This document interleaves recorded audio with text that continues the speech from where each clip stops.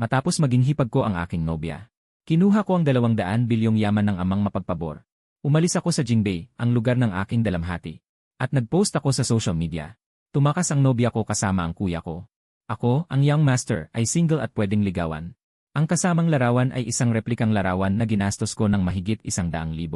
Pagkaraan ng 1 segundo, tumawag ang kaibigan niya para magtanong. Bianca Santos, hindi ka ba nagkakamali?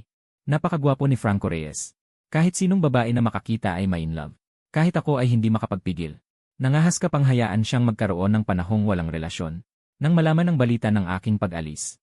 Si Bianca Santos ay nagalit ng husto. Agad niyang pinahanap sa assistant kung nasaan ako ngayon. Ngunit ang sagot ay nakaalis na ako ng bansa. Boss Santos, dahil sa iyong katayuan, hindi ka pinapayagang umalis ng bansa. Sa pagkakataong ito, mukhang ayaw ka na talaga niya. Nanliit ang mga pupil ni Bianca Santos. Bigla kong naalala noong araw na yon. Ang usapan sa club kasama ang kaibigan. Bianca, galing ka lang ba sa piling ng lambing? Ang lalaking si Franco Reyes. Sa karaniwan, para siyang batang lobo. Walang taong pinapansin. Bakit sa harap mo? Ay nagiging maamo at masunurin. Kapag nakikita ko siya, kinikilig ang puso ko. Kailan mo balak pakasalan siya? Tumigil ang aking mga hakbang. Kabado ang puso ko. Puno ng pag-asa. Ngunit ang narinig ko ay, laro-laro lang. Anong kasal? Napakagaan ng tono niya. 7 salitang tila walang bigat. Ngunit sa pandinig ko, parang 7 patalim na may lason. Tumpak na tumusok sa puso ko. Samantala, ang loob ng pribadong silid ay bumagsak sa isang kakaibang katahimikan. Tila ba? Kahit ang kanyang mga kaibigan ay nagulat. Hindi alam kung gaano katagal. May isang tao na maingat na sinira ang katahimikan. Hindi. Hindi naman siguro, Ate Bianca. 3 taon na. Nasa puso mo pa rin ba ang dati mong pag-ibig? Dating pag-ibig. Biglang sumabog ang isip ko. Blanko lahat. May iba pala si Bianca Santos. Para akong puppet na nawalan ng kaluluwa. Natulala sa labas ng pinto. Narinig ko si Bianca Santos na mahinang Noong naghiwalay kami, sinabi niyang bigyan siya ng 3 taon. Susubukan niya ang iba. At hayaan din akong subukan ng iba. Kung pareho pa kaming may gusto sa isa't isa. Babalik kami ayon sa kanyang nais. 3 taon na. Nasubukan ko na lahat. Saka siya tumigil saglit. Dapat ay babalik na siya. Parang binagyo ako. Nanlamig ang buong katawan ko. Patuloy ang panginginig ng aking mga daliri. Ang 3 taong ito ng pag-ibigan. Ang dami kong akala na nagkakaintindihan kami. Pero isa lang pala itong eksperimento para subukan ng iba. Paano si Franco Reyes? Sa kanyang ugali. Kung malaman niya ito. Ngunit bago matapos ang kanyang salita. Ang mabigat na pinto ng silid. Lahat ng tao sa loob ay nagulat. Sabay-sabay na tumingin sa pinto. Nakatayo ako doon. Namumutla ang mukha ko. Tinitigan ko siya ng mahigpit. Ang babaeng nakaupo sa pangunahing pwesto. Pero hindi siya nagpakita ng pagtataka o pag-aalala. Dahil sa bigla kong pagdating, iyon lamang ang kanyang malamig na anyo. Kung may kahit kaunti siyang pagmamahal sa akin, hindi siya magkakaroon ng ganitong reaksyon ngayon. Nilapitan ko siya. Tinitigan ng mabuti ang kanyang mukha. Bianca Santos, wala ka bang sasabihin sa akin? Wala nang sasabihin. Gaya ng narinig mo. Naglalaro lang tayo. Palagi kong akala. Alam mo naman, pumusta si Bianca Santos sa'yo? Kunin mo ako. Pumili ka ng kahit anong mamahaling kotse sa kanyang garahe. Kung sa tingin mo ay hindi sapat ang mamahaling kotse. Sabi niya, mula sa bulsa ng kanyang damit. Kumuha siya ng isang itim na bank card. Dahan-dahang itinulak sa mesa ng kape sa harap ko. Ito ay 100 milyon. Ituring na lang na 3 taon akong laging tumatalima sa iyong tawag. Simula ngayon, tuluyan nang natapos ang ating relasyon. Matapos magsalita, tumayo siya. Ay naghanda ng umalis. Ngunit sa sandaling dumaan siya sa tabi ko. Bigla kong iniunat ang aking kamay. At mahigpit na hinawakan ang kanyang pulso. Bianca Santos. Pero ako ay nabighani. Habang nagsasalita ako, naaalala ko ang bawat sandali ng nakaraang 3 taon. Ngunit umiling siya. Inilabas ang kanyang telepono at itinapat sa akin. Isang mensahe ang pumasok sa aking paningin. Bigla itong pumasok sa aking paningin. Pagkatapos ng 3 taon, sinubukan ko. Gusto pa rin kita. Magbalikan tayo. Sa sandaling iyon, naramdaman kong gumuho ang mundo ko. Si Bianca Santos ay sandaling tumigil sa screen. Pagkatapos ay unti-unti niyang binukas ang mga daliring mahigpit kong hinawakan sa kanya. Pasensya na. Hindi ako naakit. Pagkasabi niya, wala na siyang pagmamahal. Lumayo siya ng mabilis. Sabi niya hindi siya naakit. Kaya nitong 3 taon, ako lang mag-isa. Parang isang tanga. Sa dulang ito na kanyang idinirehe, inilaan ko ang lahat ng tunay kong damdamin. Mananatili ako sa kinatatayuan ko. Habang pinagmamasdan ang aking walang laman na kamay. Sa susunod na sandali, bigla kong dinampot ang mamahaling bote ng alak. Ang mamahaling bote ng alak na yon At mariin itong ibinagsak sa sahig. Natulala sa takot ang lahat sa loob ng silid. Walang nangahas na humarang sa akin. Hindi ko alam kung gaano katagal ang lumipas. Lumabas ako ng club. Nang dumampi sa akin ang hangin ng gabi, ramdam kong malamig ang aking mukha. Pabaya kong pinunasan ang aking mga luha. Sumakay ako ng taxi. At sinundan ang may batch na nasa unahan. Gusto kong makita ng sarili kong mga mata. Kung sino ang babaeng iniisip niya sa loob ng 3 taon. Na kahit ako ay hindi kayang pantayan. Sino ba talaga siya? Nang makita ng driver ang aking itsura, hindi na siya nangahas magtanong. Bumilis ang takbo at sumunod. Ngunit si Bianca Santos na laging kalmado at kontrolado. At napakaingat magmaneho. Ngayon ay kapansin-pansing mas mabilis ang takbo. Sa pagkakita nito ay lalo akong nasaktan. Ganoon ba siya kasabik? Na makita ang kanyang ilaw ng buwan. Sa wakas ay huminto ang sasakyan. Sa arrival area ng International Airport. Nagbayad ako. At pasuray-suray na bumaba. Nagtago ako sa likod ng haligi. Nakita ko si Bianca Santos na nakatayo sa labasan. At pagkatapos ay may isang lalaki. Na may dalang maleta na lumabas. Nang makita ko ang mukha ng lalaking iyon. Para akong tinamaan ng kidlat. Dahil sa lalaking iyon. Nang sumugod si Bianca Santos. Ay ibinuka ang kanyang mga bisig at matatag itong sinalo. At iniyuko ang kanyang ulo upang halikan ang kanyang buhok. At higit sa lahat, ang ilaw ng buwan na iyon. Ay si Felix Reyes pala. Ang aking kuya sa pangalan lamang. Ang taong pinakakinasusuklaman ko sa buhay. At pinakaayaw kong magkaroon ng relasyon. Noong wala pang 6 na buwan mula nang mamatay ang aking ina sa aksidente, ay may babaeng iniuwi ang aking ama. At ang babaeng iyon ay may dalang anak na lalaki, na mas matanda sa akin ng 3 taon. Si Felix Reyes ayon. Ipinaliwanag ng aking ama na, ang babaeng iyon ay ang kanyang unang pag-ibig. Si Felix Reyes ay kanyang biyolohikal na anak. Kung hindi dahil sa panggigipit ng aking ina noon, hindi niya hahayaan ang unang pag-ibig, na buntis at makipaghiwalay sa kanya. Ngunit higit sa kanino man, alam ko ang katotohanan. Noong panahong iyon, ang aking ama ay nangangailangan ng pera para sa negosyo. Wala nang malapitan. Kahit makakain ay wala. Siya mismo ang lumapit.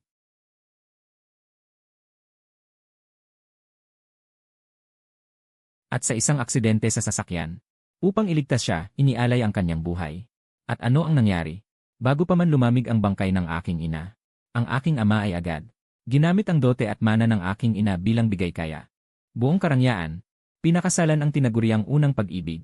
Bianca Santos. Kahit sino ay maaari niyang gustuhin. Bakit kailangang si Franco Reyes pa? Sa sandaling pagkalito, dumaan na si Bianca Santos sa tabi ni Franco Reyes.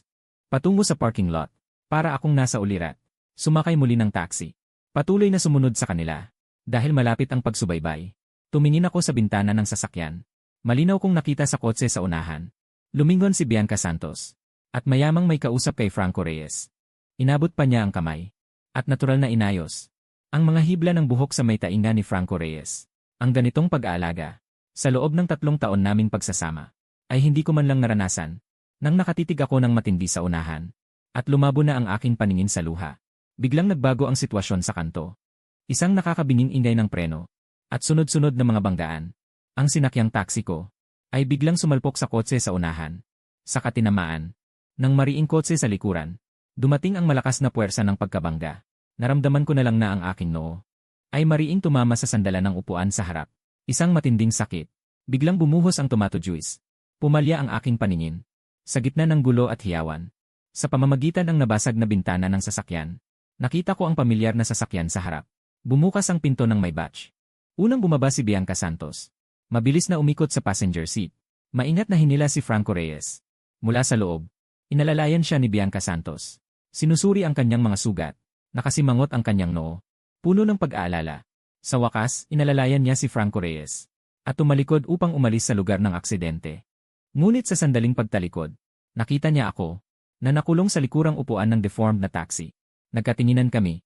Sa kanyang mga mata, nakita ko ang gulat. Ngunit panandalian lamang. Tila napansin ni Franco Reyes ang kanyang paghinto. Bianca, ano yon? May nakilala ka bang kakilala? Okay lang ako. Kung may kakilala ka, mas mabuting tignan mo sila. Narinig ko na may taxi. Na malubhang na aksidente. Ilang segundo ng katahimikan. Inalis ni Bianca Santos ang kanyang tingin. Walang kakilala. Lahat sila ay hindi natin kilala. Pagkasabi niyon, inalalayan niya si Franco Reyes.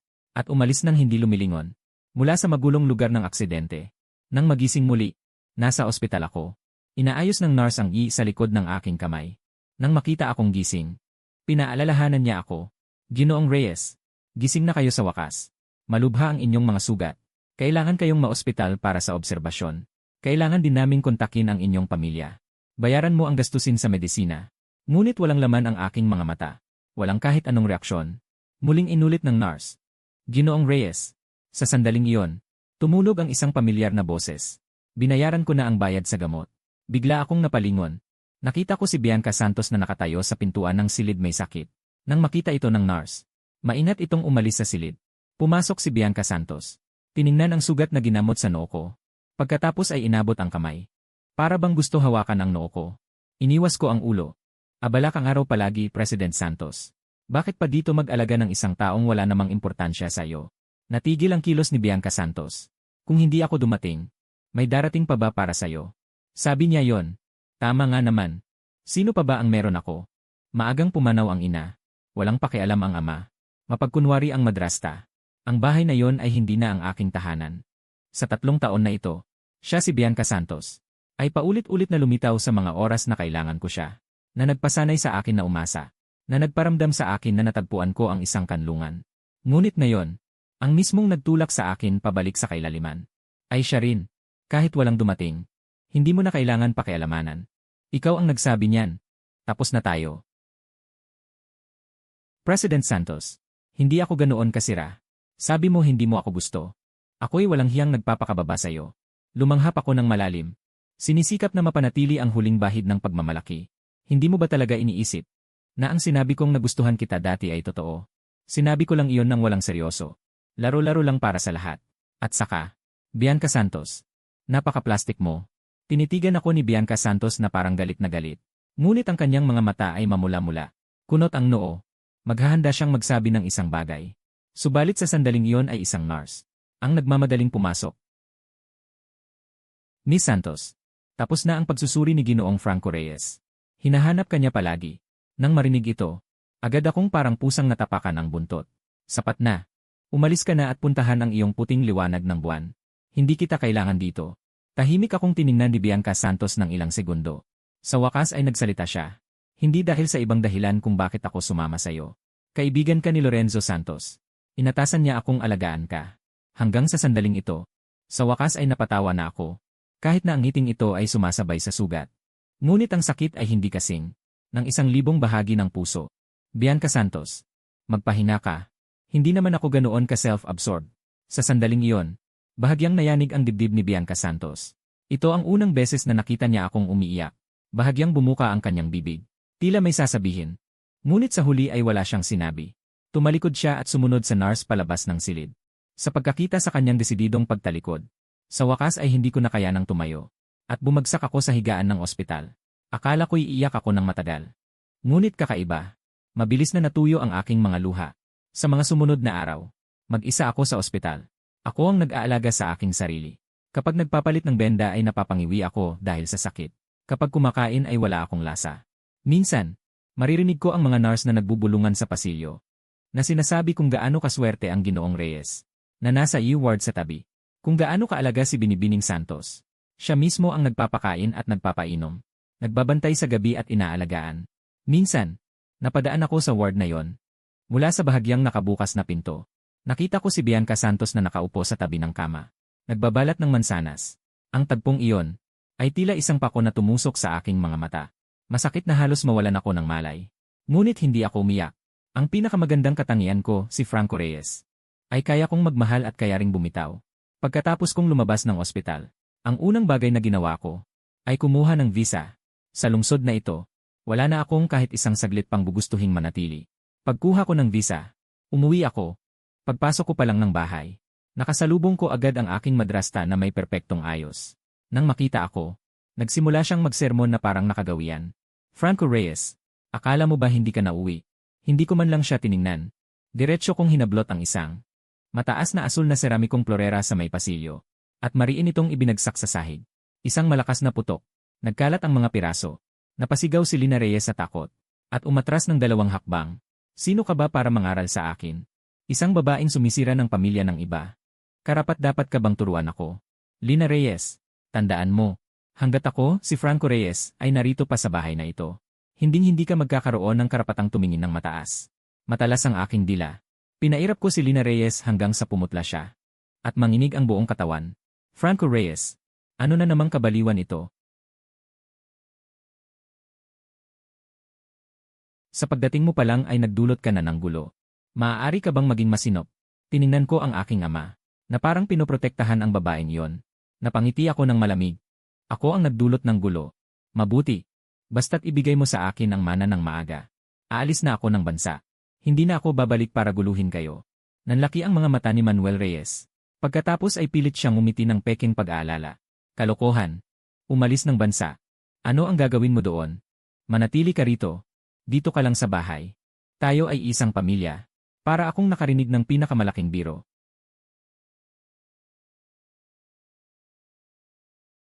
Tigilan mo na ang pag-arte, Manuel Reyes. Ikaw. Siya. At si Felix Reyes. Kayo ang isang pamilya. Mula nang mamatay ang aking ina, wala na akong pamilya. Sabihin mo na lang ang presyo. Gusto ko ang parte na nararapat sa akin. Nang marinig ito, biglang nagdilim ang mukha ni Manuel Reyes. Ilang sandali siyang tumahimik. Saka siya nagsalita ng pakitang tao. Alam ng ama na may sama ka ng loob sa pamilya. Ito. Bibigyan ka muna ng ama ng 5 milyon. Magpahinga ka muna. 5 milyon. Hahaha. Manuel Reyes. Kung ano ka ngayon, ay dahil sa pera ng pamilya ng aking ina. Dahil sa dot na dinala ng aking ina.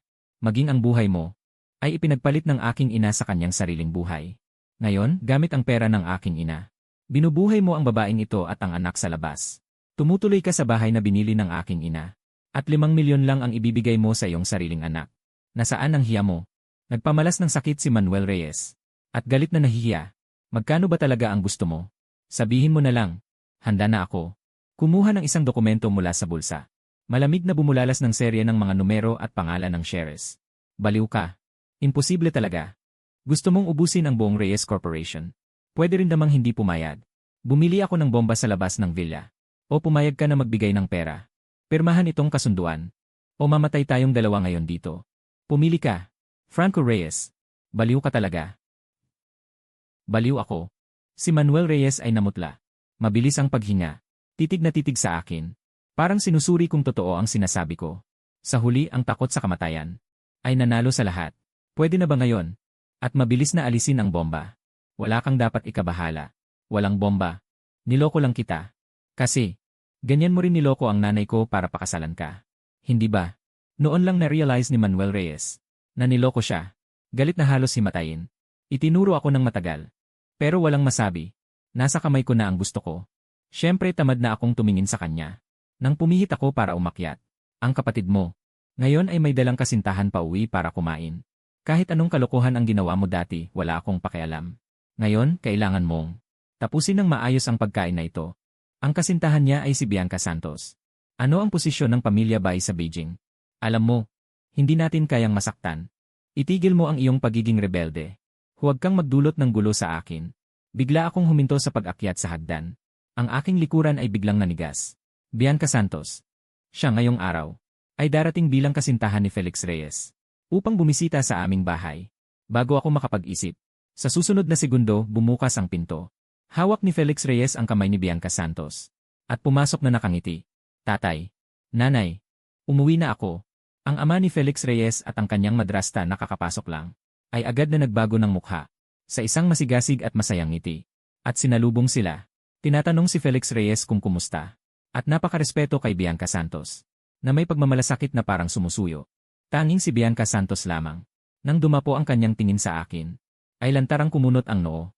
Tila sa sandaling iyon lang nalaman, na ako pala ay kapatid ni Felix Reyes. Sa oras ng pagkain, natural na magkatabi sina Felix Reyes at Bianca Santos. Ako ay nakaupong mag-isa sa tapat nila. Sa buong pagkain, pinagmasdan ko si Bianca Santos, na maingat na nag-aayos ng pagkain para kay Felix Reyes. At nagbalat ng hipon para sa kanya.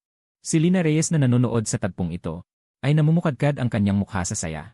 Felix Reyes, paano mo nakilala si Miss Santos? Kwento mo kay nanay. Sa isang charity gala, may nakita akong pusang gala na nakulong sa puno. Gusto ko sanang tulungan, pero hindi ko talaga makaakyat.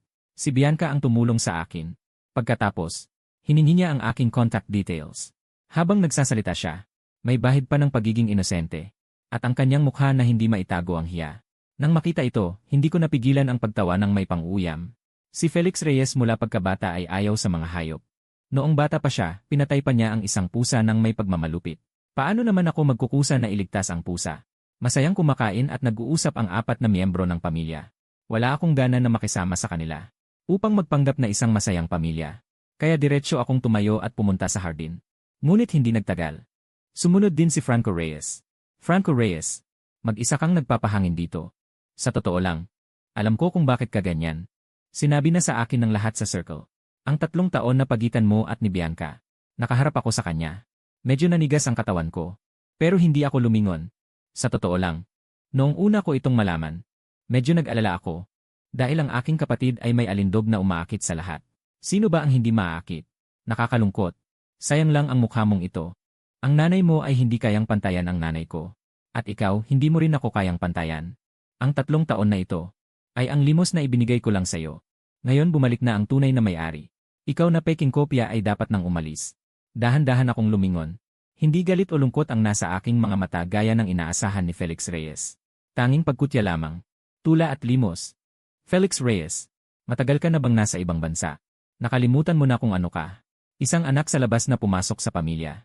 Sa pamamagitan ng pagiging kabit ng kanyang ina. Isang kawawang tao na gumagamit ng daya para mahawakan ang isang babae. Karapat-dapat ka bang magsalita ng tula at limos sa harap ko? Ang nanay mo ay pumulot ng basura na ayaw ng nanay ko. Ikaw ay pumulot ng babaeng ayaw ko. Kayo ng nanay mo ay tunay na magkamag-anak. Puro na lang pinulot ang natira sa iba. Agad na nanigas ang ngiti sa mukha ni Felix Reyes.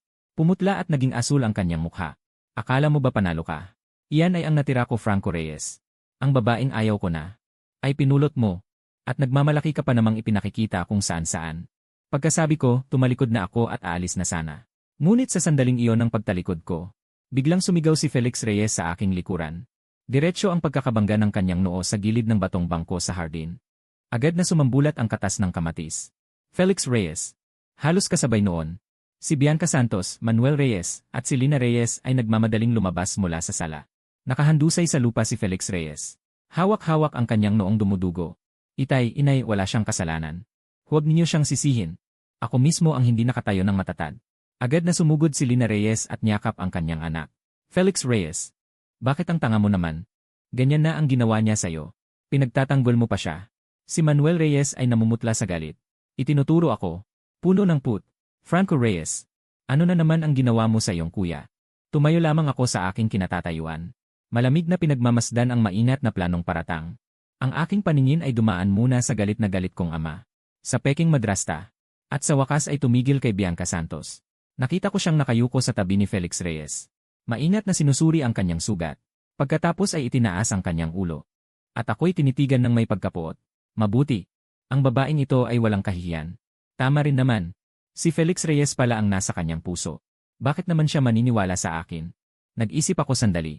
Pagkatapos ay dahan-dahan akong lumakad palapit. Sa gitna ng nagtatakang mga tingin ng lahat, hinablot ko ang isang mabigat na seramik na paso. Walang pag-aatubiling itinutok kay Felix Reyes. Sa noong kakabangga lamang. At mariin kong hinampas. Kasunod ng isang mahinang pag-ugong, ay ang mas matinding sigaw ni Franco Reyes. Binitawan ko ang aking kamay. Itinapon ang basag na paso. Makinig kayo ng mabuti. Hindi ako ang gumawa ng aksyon kanina. Ngunit ngayon ay, lahat ay nagulantang. Kasama si Bianca Santos. Inihagis ko ang natitirang piraso ng seramika sa aking kamay. Tumalikod ako para umalis. Gayunpaman, ang pulso ko ay biglang hinawakan ng isang napakalakas na puwersa. Mahigpit akong hinawakan ni Bianca Santos. Ang kanyang mukha ay tila babagsak ang ulan. Director Reyes, ang iyong anak ay gumawa ng ganitong bagay. Kung hindi mo siya didisiplinang mabuti, malamang hindi ako titigil. Si Manuel Reyes ay naawa kay Franco Reyes. Ngunit natatakot din sa kapangyarihan ni Bianca Santos. Agad siyang yumuko at mumiti. Huwag kang mag-alala, President Santos. Siguradong didisiplinahin ko. Itong suwail at walang galang na anak. Agad niyang tinawag ang mga gwardya. Hulihin niyo itong suwail na anak. Dalhin siya sa altar at paluhurin. Subukan mo lang. Nagpupumiglas ako. Galit na tinitigan ang aking ama. Gayunpaman, si Manuel Reyes ay tumingin kay Bianca Santos. Nagtanong siya na may mapait na ngiti. Tingnan ninyo. Hayaan siyang lumuhod sa altar upang magmuni-muni. Parusang ito. Hinawakan ni Bianca Santos ang kanyang noo. Si Felix Reyes na dumudugo ng walang tigil. Malamig na sulyap sa akin. Ang mga salitang binigkas ay lubhang malupit. Masyadong magaan. Kakita ko lang sa silid-aklatan.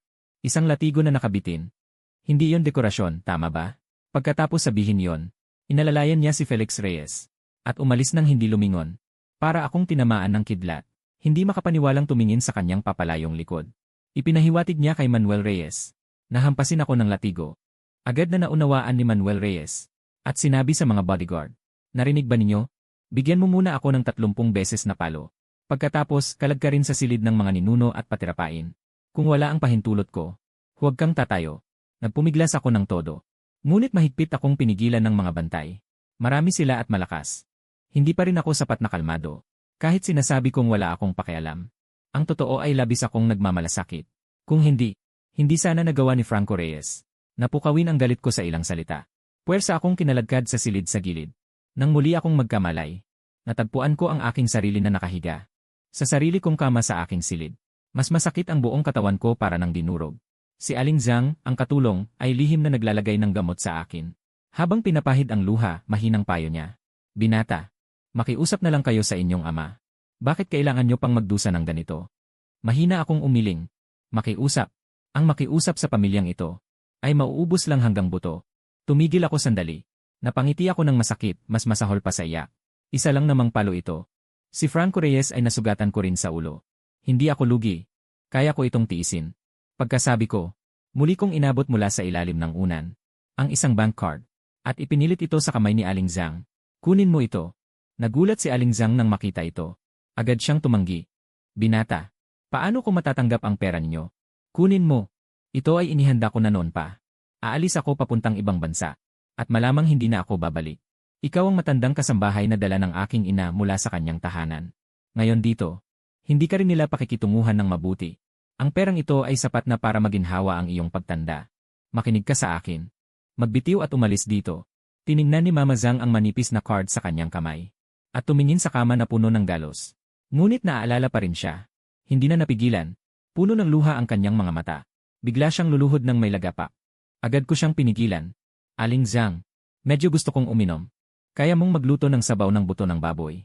CJ, lulutuin ko na ito ngayon. Pupunta na ako. Agad na pinunasan ni Aling Zhang ang kanyang mga luha. Tumayo siya at nagmamadaling pumunta sa kusina. Muling natahimik ang silid. Tumingin ako sa kisam na pinalamutsyan ngunit malamig. Dahan-dahan kong ipinikit ang aking mga mata. Sa mga sumunod na araw, palagi akong nasa silid para magpagaling ng sugat.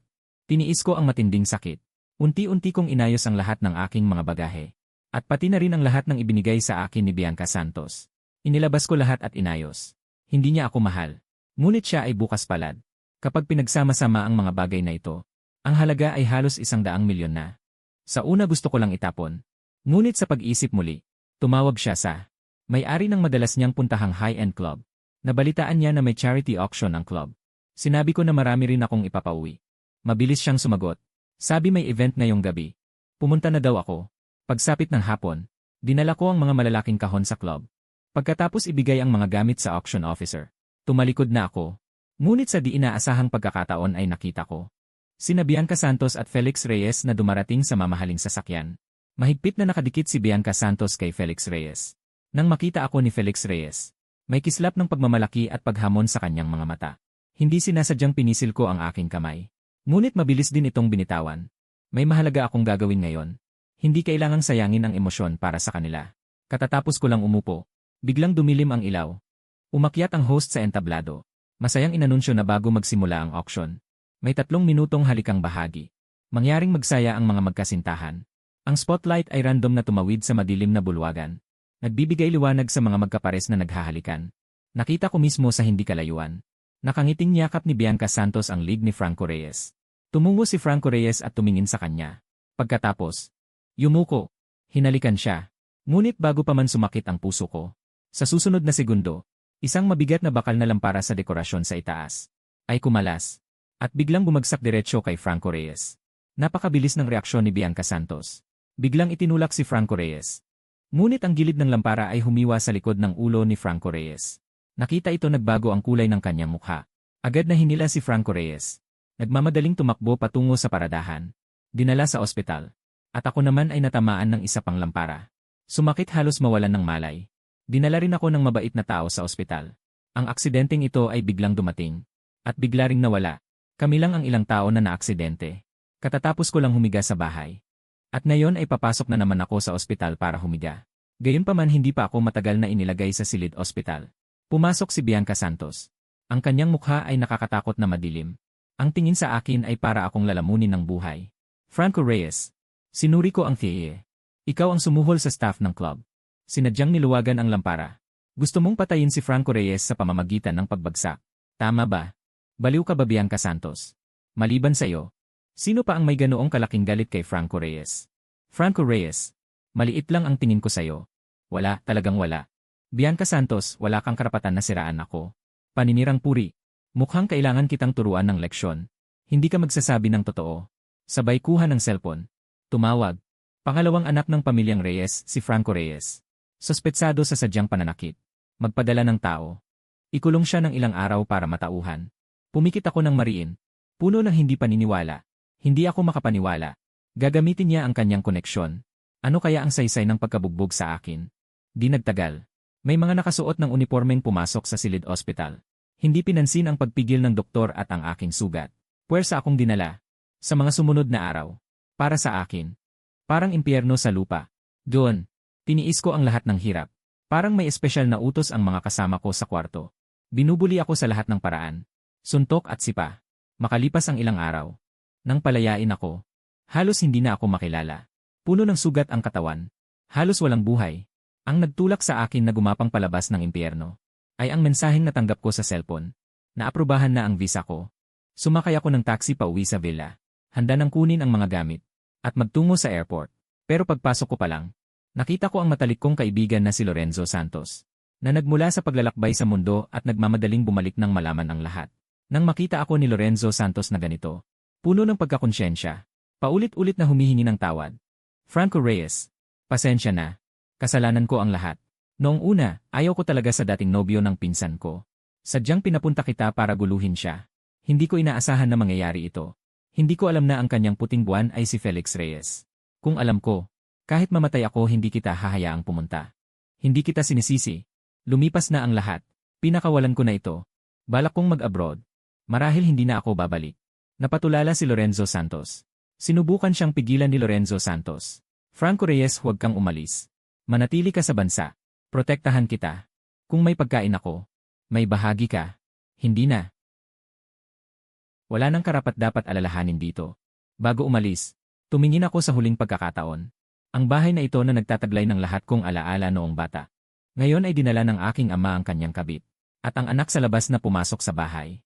Kinuha ko ang gasolina na matagal ko nang inihanda. Hindi pinansin ang pagsaway ng mga katulong. Walang ekspresyon sa mukha, ibinuhos ko ito. Pagkatapos ay sinindihan ko. Sumiklab ang apoy patungo sa langit. Nilamon nito ang lahat ng nakaraan. Pagkatapos ay kinarga ko ang huling bagahe ko. Tumalikod ako ng walang pagbabalik. Inalok sa akin ang buong garahe ng mga mamahaling sasakyan bilang kabayaran. Umiling lang ako. Marahan akong sumandal sa bintana ng kotse. Si Lorenzo. Kahit na hindi ako umaasa sa talento. Pero sa aking mukha ako asa. Kung kinakailangan ako, ang mga tao sa hinaharap ay mas magagaling isa-isa. Tama. Ang gwapo nating si Reyes ay makakakuha ng kahit ano. Pagdating sa paliparan, yumakap sa akin si Lorenzo Santos at ayaw bitawan. Patuloy siyang humihingi ng tawad. Alam ko ang kanyang ugali. Hindi ko siya sinisisi. Hindi ito kasalanan niya. Marahan kong tinapik ang kanyang likod. Pagkatapos ay binitawan. Marahang kumaway. At lumiko patungo sa security check. Nakita ni Lorenzo Santos ang aking anino. Noong nasa dulo ng daanan. Hindi alam kung gaano katagal siya natahimik. Saka lamang siya naglakas loob. At tinawagan si Bianca Santos. Matagal bago sinagot ang tawag. 8. Galit na galit ang tono ni Lorenzo Santos. Alam kong gusto mo si Franco Reyes. Pero ikaw at si Franco Reyes, kahit papaano ay 3 taon na kayo. Aalis na siya ngayon. Hindi na siya babalik. Hindi mo ba? Kahit magpaalam sa kanya ay ayaw mo. Naging patay na tahimik ang kabilang linya. Makalipas ang ilang segundo, tanging boses ni Bianca Santos ang narinig. Sabi mo, sino ang umalis? Si Franco Reyes. Si Franco Reyes. Umalis na siya. Sumakay ako sa pinakamabilis na eroplano papuntang ibang bansa. Sabi niya hindi na siya babalik. 8. Masaya ka na ba? Halos sumigaw si Lorenzo Santos. At mariing pinatay ang tawag. Mabilis na tunog ng busy signal ang narinig. Nakatayo pa rin si Bianca Santos na hawak ang telepono. Nakapako sa kinatatayuan. Umalis. Papuntang ibang bansa. Hindi na babalik. Ang mga salitang ito na pinagsama Parang martilyo na humampas sa kanyang isipan. Lubos siyang nagulat. Inihagis ang telepono pabalik sa mesa. Sinubukan muling mag-focus sa harap niya. Sa napakahalagang dokumento ng pagsasanib. Gayunpaman, ang mga siksik na titik at numero, ngayon ay parang magulong mga langgam. Gumagapang sa kanyang paningin. Hindi makapag-focus. Ang kanyang isipan ay hindi mapigilang paulit-ulit na nagpapaikot. Bago ako dalhin sa detention. Sa titig na yon, mainit niyang hinigpitan ang damit. Tumayo at lumapit sa malaking bintana. Hindi alam kung gaano katagal tumingin. Bigla niyang kinuha ang susi ng kotse. Mabilis na lumabas ng opisina. Habang bumababa ang elevator, tinawagan niya ang pribadong numero ng airport manager. Alamin mo, anong flight ang sinakyan ni Franco Reyes palabas ng bansa? Agad, nang dumating siya sa airport sa napakabilis na bilis. Naghihintay na roon ang airport manager na takot na takot. Ito ang bagong nakuha kong impormasyon. M. Santos. Si M. Reyes ay sumakay ng flight Lazara 108 patungong Paris. Umalis na ang eroplano 20 minuto ang nakalipas. Biglang huminto ang mga paa ni Bianca Santos. Tumingala siya sa malaking monitor ng flight information. Sa status column ng flight Laha 108, malinaw na nakasulat ang 3 malamig na berdeng letra. Umalis na. Nakatayo siya roon sa mainay na lobby na puno ng tao. Sa kanyang tainga ay mga anunsyo sa iba't ibang wika. Tunog ng gulong ng maleta. Tawanan ng mga pasahero. Sa sandaling iyon, nag-vibrate muli ang kanyang cellphone sa bulsa. Sa screen ay lumabas ang pangalan ni Felix Reyes. Huminga siya ng malalim. Sinagot ang tawag. Hello. Medyo nahihilo pa ako. Busy ka pa ba ngayon? Miss na kita. Kung dati, agad niyang ibababa lahat ng ginagawa para tumawag. Ngunit sa sandaling ito, tiningnan niya ang eroplano na nawala sa kalangitan sa labas ng bintana. Tahimik ng matagal. Sa wakas ay sumagot siya. Pumunta ka na lang. Nang dumating siya sa EA room ng ospital, si Felix Reyes ay nakasandal sa headboard. Medyo maputla ang mukha. Nang makita siyang pumasok, agad sumilay ang masayang ngiti sa kanyang mukha. Si Bianca Santos ay nakaupo sa tabi ng kama. Napansin niyang sensitibo ang kanyang katahimikan na hindi tulad ng dati. Mainat na pagsubok. Bianca, nag-aalala ka ba kay Franco Reyes? Narinig ko na kay tatay. Umalis siya papuntang ibang bansa. Pero sa pagkakataong ito, sobrang lala ng ginawa niya. Mabuti na rin na magbakasyon siya sa ibang bansa para magpahinga. Kapag natauhan na siya, maaaring bumalik siya. Huwag na nating siyang pag-usapan. Si Felix Reyes ay agad na tumango nang marinig iyon. Muli siyang umiti at nagkaroon ng kasiyahan sa kanyang mukha. Pero ang hindi niya alam, nang makatulog na siya, muling kinuha ni Bianca Santos ang kanyang cellphone. Tumigil ang kanyang daliri sa screen ng ilang sandali. Sa wakas, binuksan niya ang dialog box ng kanyang assistant. Nag-type siya ng isang linya ng teksto. Subaybayan ang mga aktibidad ni Franco Reyes sa ibang bansa. Gumawa ng isang buod para sa akin. Gayunpaman, sa sandaling halos hawakan na ng kanyang daliri ang send button. Bigla siyang tumigil. Ano ba itong ginagawa ko? Isang kalaro lamang. Karapat-dapat ba siya sa ganito kong atensyon? Gumalaw ang kanyang daliri. Mabilis niyang tinanggal ang na-type na mensahe. Ang buhay pagkatapos magbalikan sila ni Felix Reyes. Sa paningin ng ibang tao, ay perpekto at kinainggitan. Magkatugma ang estado sa buhay. Maganda ang babae at may kakayahan ang lalaki. Si Bianca Santos ay ginagawa ang lahat ng tungkulin ng isang kasintahan. Lahat ng nararapat na responsibilidad. Kumakain, pumasok at umuwi sa trabaho. Dumalo sa mga kinakailangang sosyal na okasyon. Ngunit si Bianca Santos lamang ang nakakaalam. Ang ganitong tila perpektong buhay ay talagang mainip at walang saysay. Siya ay nasa harap ng bintana ng opisina. Habang binabasa ang mga dokumento, biglang nawala sa focus. Naala-ala ang dati. Pumapasok ako ng palihim kapag siya ay abala. Yayakapin ko siya mula sa likod. Sinasadya kong huminga sa kanyang tainga. Ginulo ang lahat ng ritmo ng kanyang trabaho. Kapag sumasakay siya ng pribadong eroplano, hindi sinasadyang titingin siya sa maliit na banyo. Sa bandang huli, nang ilabas ko siyang nakabalot ng kumot, bulong pa siya nang hindi sumusuko sa kanyang bibig. Ang mga alaalang ito na hindi napapanahon. Parang multong lumitaw, na nagpapagulo sa kanyang isipan. Dinala niya si Felix Reyes sa dating puntahan naming lugar. Isang pribadong restaurant na kailangang ireserba ng ilang buwan. Ang mga putahe ay maningin pa rin.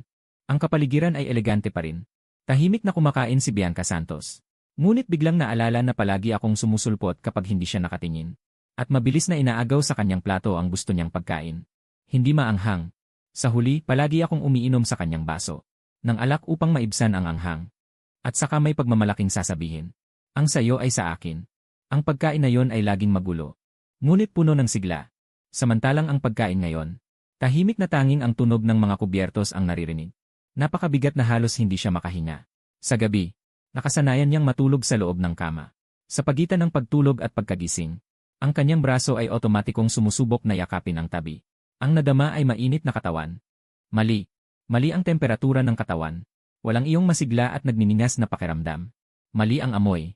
Walang natural na halimuyak ng katawan. Maging ang mahinang paghina habang natutulog ay hindi tama.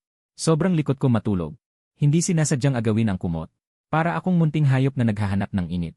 At saka humihilik habang pumapasok sa kanyang bisig. Biglang iminulat ni Bianca Santos ang kanyang mga mata. Dumaloy sa kanyang dibdib ang matinding pag-ayaw. Sa unang pagkakataon, halos bastos niyang itinulak si Felix Reyes. Tumayo at bumaba sa kama. Matulog ka na. Bigla kong naalala. May kailangan pa akong agarang dokumento na dapat asikasuhin. Pagkasabi niyon, hindi na niya pinansin ang nagtatakang mga mata ni Felix Reyes. Diretso siyang pumasok sa silid-aklatan. Isinara ang pinto.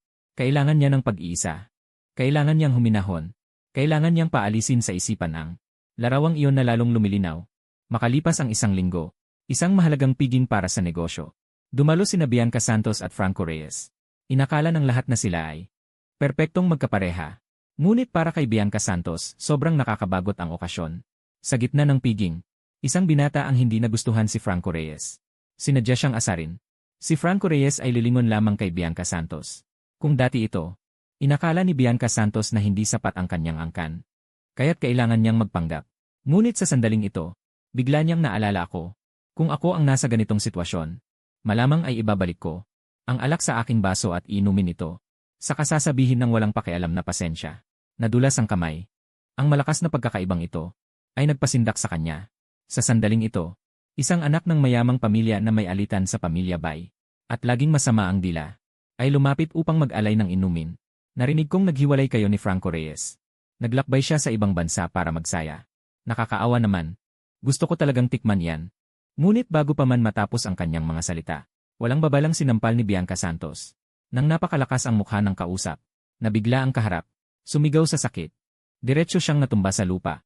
Agad na umagos ang dugo mula sa ilong. Naging patay tahimik ang buong lugar. Lahat ay natigilan. Habang pinapanood ang biglaang pangyayaring ito, si Bianca Santos mula sa kanyang kataasan ay tumingin sa taong umiiyak sa lupa. Ano ka ba? Pagkatapos sabihin yon, hindi na siya tumingin sa taong nasa sahig. At sa paligid na nagtatakang mga tingin, binabato ang isang, bantayan mo ang iyong bibig. At hinila ang kasamang si Franco Reyes na tila natulala rin. Lumayo sila at umalis. Ito ang unang pagkakataon sa kanyang buhay. Nawalan ng poise sa napakahalagang pampublikong okasyon. At ang dahilan ay dahil lamang sa isang pahayag ng iba na walang galang na pagbanggit sa akin. Sa daan pa uwi, ang atmosfera sa loob ng sasakyan ay tensyonado. Si Franco Reyes ay tila natakot. Matagal na nanahimik bago maingat na nagpahiwatig. Ayaw. Ngayon ay tinawagan ulit ako ng nanay ko para itanong sa amin. Kailan namin pag-iisipan ang kasal? Hinimas ni Bianca Santos ang kanyang noo. Ang tono ay puno ng pag-iwas.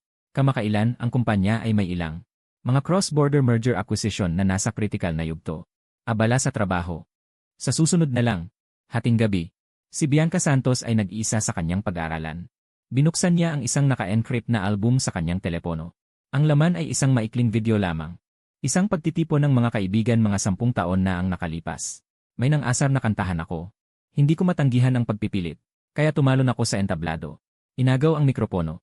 Kumanta ng isang masiglang pop na kanta. Kailan niya na-save ang bidyong ito? Nakalimutan na rin niya. Nakatingin sa masiglang anyo sa screen. Kumpara sa kasalukuyang buhay na tila patay na tubig. Ang puso ni Bianca Santos ay parang hinihigpitan ng isang hindi nakikitang kamay.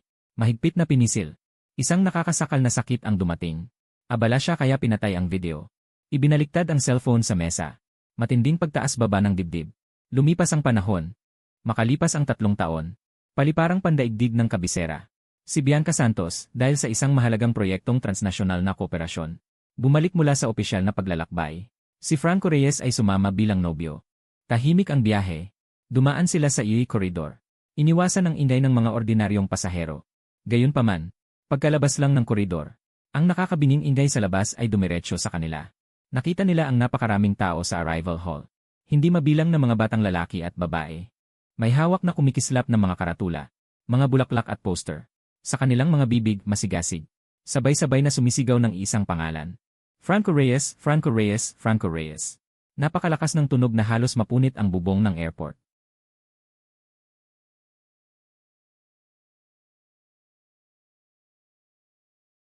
Noong unang dumating 3 taon na ang nakalipas. Tinawag na reincarnation ni Pan-an. Libong mukha na haring artista. Ang mga hakbang ni Bianca Santos. Nang marinig ang pangalan ko, ay hindi sinasadyang tumigil. Hindi niya namamalayan. Sinundan ang tunog at tingin ng karamihan. Sa wakas, nakatigil sa tapat ng koridor. Isang nakasabit sa malaking haligi. Sa isang malaking billboard. Tumayo siya sa kanyang pwesto. Ang kanyang tingin ay nakadikit sa malaking poster. Lahat ng inday sa paligid ay parang biglang nawala. Ang mundo ay naiwan lamang ang nakakasilaw na anino na parang bituin. Sa oras na ito, nakita rin ni Felix Reyes ang billboard. Hindi niya namamalayang hinawakan ng mahigpit ang kamay ni Bianca Santos. Bianca, yan si Franco Reyes. Narinig ko na dati. Siya ay nagtungo sa ibang bansa sa mga nakaraang taon. Parang naging artista. Hindi na lang maging isang mabuting binata. Pumunta pa sa mundo ng showbiz. Ang kanyang boses ay may isang sadyang pagmamaliit. Ngunit si Bianca Santos ay parang hindi narinig. Hindi siya walang alam. Sa 3 taon na ito, bagamat hindi niya ako kusang hinanap. Ngunit ang mga balita tungkol sa akin. Ngunit laging sa pamamagitan ng iba't ibang paraan. Naaabot sa kanyang tenga. Alam niya ang pinakamataas ng aking pagsikat. Alam niya ang bawat pelikula ko. Na parehong pinupuri at kumikita. Alam niya na nakuha ko ilang mahalagang parangal. Pinasabi pa niya sa kanyang katulong ng lihim. Bumili ng lahat ng poster ng aking pelikula. Kinolekta ang mga produkto kong inendorso. Mga poster at mga paninda. Itinago sa pinakatagong drawer ng kanyang aklatan. Siya lang. Hindi niya kailanman pinayagan ang sarili na hanapin ako. Sa susunod na sandali, tumawid ang kanyang paningin sa malaking pulutong. Mahigpit na nakatutok sa isa. Nakasisimula pa lang sa mga bodyguard at katulong. Sa mahigpit na pag-escort, lumalabas mula sa ordinaryong daanan na anyo. Isang sulyap lang. Sa palagay niya, ang totoong ako ay higit pa sa poster. Mas nakasisilaw. Nang si Bianca Santos ay nasa kabila ng pulutong. Nakatingin sa akin. Biglang may babaeng ngumiti at lumampas sa mga tao. Bitbit ang isang malaking bouquet. Ilang kapansin-pansing Ecuadoran roses. Sumalubong. Si Cassandra Raray. Ang tagapagmana ng pamilyang SA. Natural na kinuha ni Cassandra Raray ang aking bitbit na bagahe. Yumuko at lumapit sa aking tenga. May sinabing bulong. At ako ay natawa ng malakas dahil sa kanya. Nakita ang eksenang ito. Ang mukha ni Bianca Santos ay biglang nagwarp. Biglang bumaba ang presyon ni Franco Reyes. Pati na si Franco Reyes sa tabi ay hindi napigilan ang panginginig. Sila ay halos itinulak ng daloy ng tao. Dumating sa parking lot. Nagkataon. Ang sasakyan ni Bianca Santos. Eksaktong nakaparada malapit sa kapansin-pansing stretched Lincoln ng aking team. Nakita ako ni Bianca Santos. Masigasig na binuksan ang pinto para sa akin. Nang ako'y yumuko para sumakay. Tila may naramdaman ako. Bigla akong lumingon. Nagkatinginan kami ni Bianca Santos. Sa susunod na segundo ay magalang akong tumango. Bakit nandito si Bianca Santos? Wala akong pakialam. Samantala, ang puso ni Bianca Santos ay biglang tumibok ng malakas. Naririnig pa niya ng malinaw ang tunog ng kanyang sariling dugo. Ngunit sa susunod na segundo, ay naging tahimik. Sa aking mga mata, nakita niya ang pagiging estranghero at distansya. Bahagya lang akong kumaway. Patungo sa kanyang direksyon, para bang tumutugon sa isang walang kinalaman. Na tagahanga na nakakilala sa akin. Pagkatapos, ay hindi ako nagpahalata at ibinalik ang tingin. Yumuko, at naupo sa loob ng kotse. Sa buong panahon, walang kahit anong paghinto. At sa oras na yon ay napansin din ni Cassandra na si Bianca Santos. Isinara niya ang pinto ng kotse. Sa pamamagitan ng bintana, nagtaas ng kilay patungo kay Bianca Santos. Ngumisi. Pagkatapos ay umalis ang itim na stretched Lincoln. Nawala sa labasan ng paradahan ng airport. Nang makita ito, si Bianca Santos. Parang natigilan sa kanyang kinatatayuan. Ilang beses siyang tinawag ni Felix Reyes. Parang hindi niya narinig. Tanging ang paghuni sa kanyang tenga. Sa kanyang isipan ay paulit-ulit na tumutunog ang isang boses. Nakita niya ako. Ngunit binaliwala niya ako. Pagbalik sa hotel suite, si Bianca Santos ay bumagsak ng malakas sa sofa. Nang gabing iyon, hindi siya nakatulog magdamag. Paulit-ulit na nagaganap sa kanyang isipan ang eksena sa airport. Ang tingin ko sa kanya, parang tumitingin sa isang walang kinalamang tao. Ang madaling interaksyon namin ni Cassandra Raray. At ang huling mapanghamong kilos ni Cassandra Raray. Bawat detalye ay parang lason na karayom. Tumutusok sa kanyang balat. Hanggang sa sandaling ito, sa kanya lang napagtanto na hindi niya kayang tiisin. Na tinitignan ko siya ng ganoong uri ng tingin. At lalong hindi niya kayang tiisin na may ibang babae sa tabi ko. Lalo siyang naiinis habang iniisip ito. Pagkatapos ay bigla siyang tumayo. Lumakad papunta sa wine cabinet. Nagbuhos ng isang baso ng matapang na alak. Inangat ang ulo at inubos ito ng isang lagok. Kasunod noon ay kinuha niya ang kanyang telepono. Tinawagan ang kanyang assistant. Alamin mo agad para sa akin. Ang eksaktong tirahan ni Franco Reyes sa Jingbei. Ang lahat ng kanyang schedule sa susunod na linggo. At pati na rin si Cassandra Rare. Kung ano ang ginagawa niya sa nakaraang 3 taon. Ano ba talaga ang relasyon nila ni Franco Reyes? Gusto ko ng pinakadetalyadong ulat. Mas mabilis, mas mabuti. Pagkatapos ibigay ang utos. Naglakad-lakad siya sa loob ng silid. Naghihintay ng balita. Bawat minuto at segundo ay tila napakahaba. Makalipas ang ilang oras. Tumawag pabalik ang assistant. Detalyadong iniulat ang resulta ng investigasyon. Ang kanyang tirahan. Ang kanyang schedule ay kitang-kita na. At tungkol sa impormasyon ni Cassandra Rare, lalo pang lumubog ang puso ni Bianca Santos. Si Cassandra Rare, may mataas na pinagmulan ang kanyang pamilya. Siya mismo ay mahusay at magaling. Simula nang umalis ako ng bansa 3 taon na ang nakalilipas. Ang binibining ito ay halos. Inilipat ang lahat ng kanyang focus sa Europa. Permanenteng naninirahan sa Paris. Bilang isang mamumuhunan, tahimik siyang naghanda ng daan para sa akin. Gamit ang kanyang koneksyon at yaman. Tinulungan akong mabilis na umangat sa mundo ng fashion. Sa 3 taong ito, siya ay halos nasa anyo ng isang tagapag-alaga. Sumasama sa akin sa aking tabi. Malapit ang relasyon naming dalawa. Kilala bilang matalik na magkaibigan. Ngunit kung ito ba ay naging magkasintahan? Iba-iba ang sabi-sabi ng labas. Matalik na magkaibigan. Malamig na tumawa si Bianca Santos sa pinatay ang tawag. Wala namang tunay na matapat na magkaibigan sa pagitan ng lalaki at babae. Isang tingin ko lang ay alam ko na ang pakay ni Cassandra Rare. At ikaw, Franco Reyes, pinayagan mo pa nga ang ganyang tao na lumapit sa iyo. Sa sandaling iyon, isang matinding puot, at hindi pa nararanasang panganib, ang bumabalot sa puso ni Bianca Santos. Sa unang pagkakataon, sa pangalang Cassandra Rare, nakaramdam siya ng suklam at inggit. Gusto niya akong makita ng personal. Gusto niya akong tanungin ng harapan tungkol sa relasyon ko kay Cassandra Rare. Mabuti na lang. Pagkalipas ng 1 linggo, dumating ang pagkakataon. Nag-ulat ang assistant. Dadalo ako sa isang after party ng isang top high-end brand fashion show. Agad na gumamit ng koneksyon si Bianca Santos. At nakuha ang imbitasyon. Ginanap ang party sa isang makasaysayang pribadong mansyon. Pagpasok ni Bianca Santos, agad niyang natagpuan ang aking anyo. Noon ay nakikipag-usap ako sa ilang internasyonal na kilalang direktor at producer. Nagpapalit-palit ng matata sa French at English. May hawak na baso ng alak si Bianca Santos. Nakatingin sa akin sa kabila ng mga tao. Matyaga siyang naghintay. Hanggang sa makita niyang tila ako ay pagod. Mag-isang nagtungo sa terrace na daan patungo sa hardin para magpahinga. Ngayon na, tahimik siyang sumunod sa akin. Malamig ang simoy ng gabi sa terrace. Nakasandal ako sa rehas. Nakatingin sa malayong lawa. Lumapit si Bianca Santos sa aking likuran. Huminga ng malalim. Pinigilan ang kaguluhan sa kanyang dibdib. Nang magsalita siya, hindi sinasadyang gumamit ng tonong nagtatanong. Ikaw at si Cassandra Rare, anong meron sa inyo? Hindi ako nagulat sa kanyang pagdating. Ngunit tamad akong lumingon. Hindi ba ito si President Santos? Matagal na tayong hindi nagkita. Pero kahit sino ang kasama ko.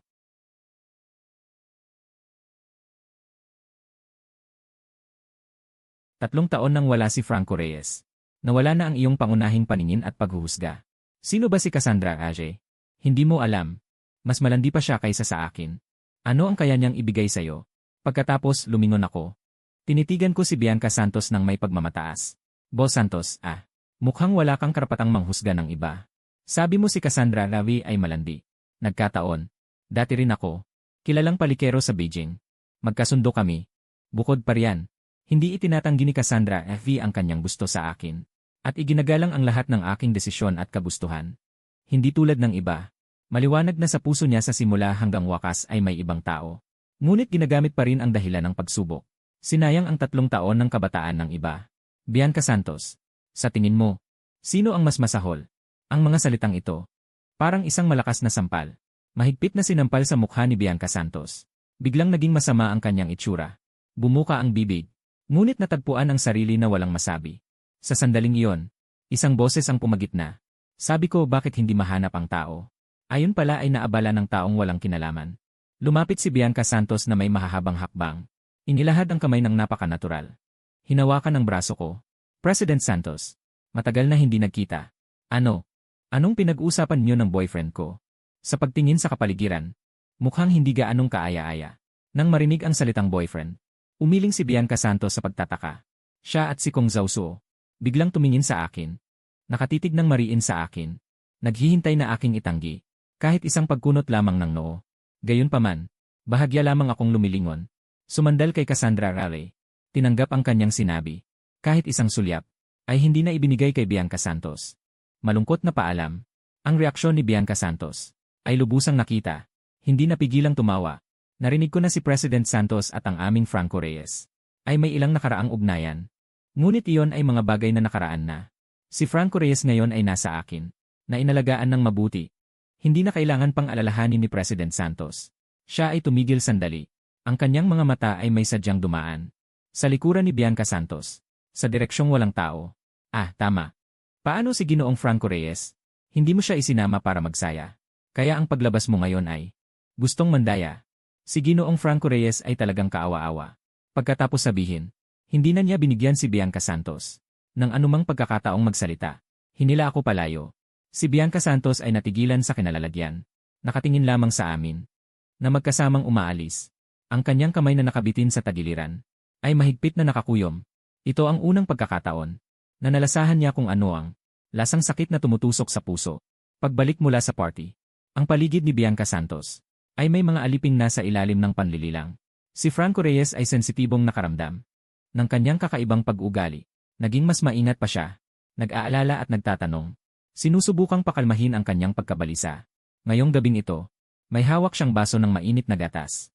Pumasok sa kwarto ni Bianca Santos. Bianca, masyado ka bang pagod nitong huli? Gusto mo bang imasahe ko ang ulo mo? Naalala mo noong magkakilala pa lang tayo. May isang beses na para iligtas ang ang pusang nakulong sa puno. Muntik nang mahulog mula sa hagdan. Pagkatapos mong tulungan ako, naging kami na. Noon, ganito rin kita minamasahe. Sabi mo ay napakasarap. Sinubukan niyang gamitin ang kanilang nakaraan upang pukawin ang kanyang mga alaala. Gayunpaman, si Bianca Santos ay nakinig sa kanyang mga salita. Ngunit lalong sumikip ang kanyang mga kilay. Hindi alam kung bakit. Biglang pumasok sa kanyang isipan noong una pa. Isang matandang katulong ng pamilyang Reyes. Mga salitang binulong ng pribado. Sabi noong bata pa si Franco Reyes. Tila hindi gusto ang maliliit na hayop. Maging ang pusa ng kapitbahay ay lihim niyang pinatay. Sa oras na ito, naalala muli ni Bianca Santos ang dati kong pang-uyam kay Franco Reyes. Dati ay hindi niya pinansin. Maging ang akala ay ako ang naninira ng may masamang layunin. Ngunit sa sandaling ito bigla siyang nakaramdam ng isang bagay. Kaya't walang pagbabago sa kanyang mukha. Itinulak niya ang kamay ni Franco Reyes. Hindi na kailangan. Gusto kong mag-isa sandali. Hindi nangahas si Franco Reyes. At hindi na nangahas magsabi pa. Tanging sumunod na umatras. Makalipas ang ilang araw. Ang mahusay na katulong ni Bianca Santos. Habang inaayos ang mga talaan ng tagumpay na dinala mula sa China, ay hindi sinasadyang natuklasan ng isang kopya ng ulat ng investigasyon na itinago sa loob ng ilang taon. Tungkol sa aking ina noong panahong iyon. Isang pagsusuri sa nakamamatay na aksidente sa sasakyan. Ipinapakita ng ulat na ang aksidente ay hindi simpleng aksidente lamang. May posibilidad ng pakikialam ng tao. At ang pinakamalaking benepisyaryo, diretso at mabilis na umakyat sa pwesto. At pumalit sa Reyes Group na si Manuel Reyes. Halos kasabay nito, ang mga espiya na inilagay ni Bianca Santos sa loob ng Reyes Group.